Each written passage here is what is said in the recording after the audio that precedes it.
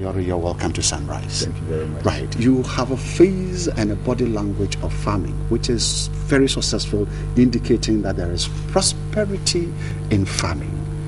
But the issue now is, I know that we'd always consider Ghana as a subsistent agricultural country. We don't have the plantations as you can see in other parts of the world. So it is small farm holdings that we put together in aggregation to give the food security the country needs. But then we know that we needed young, so far as we are not using tractors and we are using cutlasses and hoes to weed, it means that we need young, energetic ones to till the land and create the food security. Do we still have the numbers in our farming communities to do the work? No, we don't. There's been a decline in farm labor for the past 10 years. The reason being that there are new activities that emerge. One in the informal mining sector. Galamsey. Yeah, and then you also do realize that with the telecommunication boom, there's also opportunity for jobs that young people are moving, selling cards. It's lazy. It's an easy job. Yeah, I can't break my back. I weed my palm is like the crocodile's back. There's also the construction sector where there are construction going on and young people could easily migrate and get some work done and get daily wages faster. So that has caused a lot of decline in the country when it comes to labor for agriculture. But if you look at labor for agriculture, I know money determines everything. What is the minimum pay, the minimum pay for a farmhand? Labor, how do you pay? How much would you pay somebody who you employ on the farm, a farmhand, for a day? It ranges between, there are certain areas that they only work 6 hours. Then there are areas they have to work for 8 hours. And if it's 6 hours, it's 5 Ghana cedis. If it is 8 hours, it's 10 cedis. 10 cedis. And when I come to the construction industry and I go and carry head pan with concrete, 20 cedis. Yeah. Common sense would tell me that I'll go and carry head pan. So I will leave the farm and come and carry head pan. You understand? Yeah. And so how do we encourage our people to live, to stay at post and help in farming? You see, we are developing. And definitely when you are developing, there will be new emerging opportunities. You cannot tie people down. People must move. Yes. So immediately what we need to do is to transform the sector to another level. The subsistence of it, fine, but we can still offer services to those subsistence farmers to upgrade them technically. Yeah. That will mean that we need to modernize the sector very fast. The pace at which we are modernizing is very slow. Are we even modernizing at all? It's the individuals who are modernizing. I go for my own bank loan and I decide to buy a tractor. But there is no policy. Is there any policy to modernize the system? Yeah, we have very, very good policies when it comes to agriculture in Ghana. We have one of the best policies. But the issue is the implementation and the resources. So a policy on a paper is no policy, Mr. Bayori. A policy on a paper, sitting on the desk of the minister or sitting on the desk of the chief director, is no policy. The farmer would want to see it translated in his life. That is right, but you need something to work with. You need a vision, you need, at least a plan. So those plans are there. But like I'm saying, you see, over the past years, government has been the dominant investor in the sector. And the private sector is not putting so much into the sector. The reason being that in one area, the risk, in another area, cost of production. Can you insure your farm? You can insure your farm now because now we have the agricultural insurance in place. Agricultural insurance in place. The subsistence farmer be educated to insure his or her farm? Yeah, they are a lot. They are picking insurance policies. But that is not the issue. The issue is that the efficiency that we need in the sector, and then also, to be able to have higher productivity and returns. One, you cannot only have a tractor and think that is agriculture. You need to have the tractor, you need to have a plow, you need to have a rotavator, you need to have a planter, and even you need to have a harvester. When that happens, what is happening is that you'll be able to do more efficiently. And then also you do not need more labor. You get the point. So where we are reaching, where labor is very, very scarce, you deploy such technical systems which at the end of the day, you'll be able to be more efficient, you get more, and then at the end of the day too, you can also, maximize profitability. We are not going to get a lot of hands in agriculture from today. The sector is, I mean, today, if I can even tell you that 60% of the population currently are not in agriculture. If the researchers will go into it, I may say we have about 35 or 30%.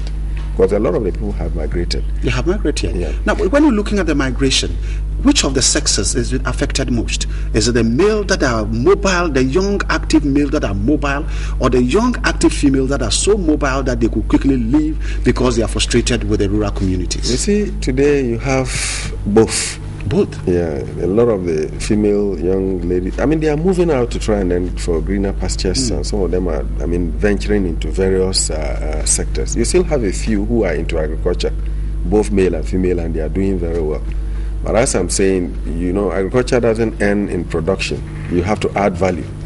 You have to have, I mean, small and medium to large industries, which at the end of the day will be able to pick up these produce that are produced and then, I mean, to process and add value. When that happens, you have a chain. Yeah. And that chain is that I'm producing, somebody is going to come to me and then buy and then go and process. Another person is picking from the processor to sell. So you have that chain. And that alone opens a very big, I mean, employment opportunity. And that is what we need to do. There are, I mean, government initiatives. You have the Youth in Agriculture program. You have other issues, I mean, programs that are ongoing. But what it is that we need not to push the youth into production, because it is going to add into the inefficiencies we already have, because we don't have the equipment. So we can rather push them in the direction of processing. Okay. Because we are currently losing 40% of what we produce, even in our inefficiency. In our inefficiency, 40% of it. Which contributes to 13% of GDP. So if even that is targeted, that the youth are able to process, produce, and then they are able to store, what will happen is that we have created a massive employment opportunity. We have also created an incentive for the farmer to produce, because there's an off-taker to take whatever they produce in the smaller quantities that they do. So these are issues that we need to tackle seriously. And that in the next 10 years, we will really have a problem. We need to import a lot of food. We need to import a lot. Yeah. But the important thing, now we're looking at where we know Ghana used to be defined as an agricultural economy. Now we have seen oil. And I know how quickly oil can override and dominate. And so very soon we are likely to be described as an oil economy. What will happen to agriculture? You see, would the migration be more? Would the people living in rapid succession than they are living now?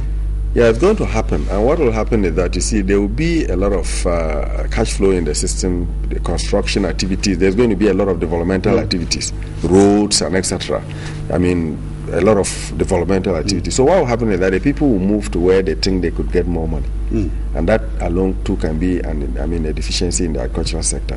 But if we technically support the sector, which can stand on its own by using equipment, what is going to happen is that there's not going to be an effect.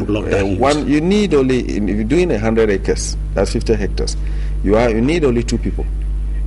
And they can, plow, plant and harvest, dry and store. 2 people with equipment. You can do that. Whilst if we were doing it manually, you need not less than 300 people. I see. Yeah. So that makes a difference. So that's where we need to move to. And we will not be afraid of facing unemployment? No. If you are leading, if you need 300 people, now you cut it down to 298. Yeah, the oil has created opportunities. Roads are being constructed. Other major infrastructure they need labor. Where is the labor? They will go there. They will work. And some of them may even turn out to raise capital and come back to their communities and start. But this labor will be focusing on male. It will be male dominated. What happens to our females? Who had also left. Don't undermine our females.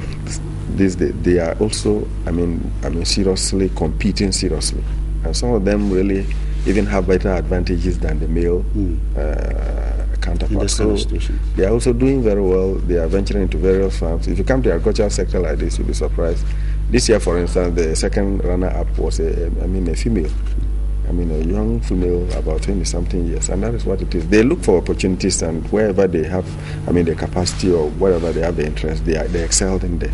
So now there's no difference between the male and female when it comes to. And so, if I should ask you that, looking at the picture now, 5 years to come, can we still be very positive about agriculture? if we look at the trend now, the pictures in front of you? Unless we invest in a lot of equipment. You see, not only importing equipment, but we should be able to assemble some equipments here. Countries that succeeded in agriculture across the world is that some of the equipment are even manufactured by themselves. Some are improved by them. So unless we get to the point that you see that we are assembling some tractors, we are able to assemble some equipment, we are really serious in it, being able to do our own small... That would take about how many years for us to reach at where you are describing? But within the current, 5 years, you can do that. Within 5 years, yeah, we should but be you able need to inject, the public sector need to put in a lot of support, and then we also need to have private sector capital injection, where people that want to do into agriculture should be able to raise some funds to be able to do equipment, at least to be able to at least even buy agriculture produce and store. They need to be, that kind of enabling environment, so that I think we can really sustain the sector. You're a farmer, and you're proud, a proud farmer. If I should ask you, in 30 seconds, the young ones are listening to you. Even though the incentives and the advantages are not there in agriculture, if I should ask you in 30 seconds, encourage them to stay in agriculture, what would you say? I will encourage them to look at the opportunities. One, the opportunities are there in processing and marketing. The opportunities are also even there in offering services to the farmer. If you have small cluster of farmers, let's say 1,000 of them in a community, that really do not have the capacity to market. Perhaps they do not even have the high technical know-how to be able to increase production, and you have trained a young agriculturist. And you go there and convince them that, look, I can offer you this advice and support to be able to grow. And if you grow within 3 months, you pay me for what I have done. The farmers are ready for that, and you could make money out of it. If you go and say, look, I can arrange a good market for you, it is also an incentive for employment and for you to gain something. If you go to say, oh, you don't have a dryer, I can arrange a company to set up a dryer. There's various opportunities. Or I can get a processor. We can pick up your produce and process under an arrangement so that you don't have a glut. So the opportunities are, so they should look at it. Look at that. That's right. Thank you, Mr. Abayori. Thank you. I've been talking to Mr. Abayori on migration, rural-urban migration, and its challenges on agriculture. And the picture is very clear that we only have ourselves to blame if we allow it to consistently continue to do this way.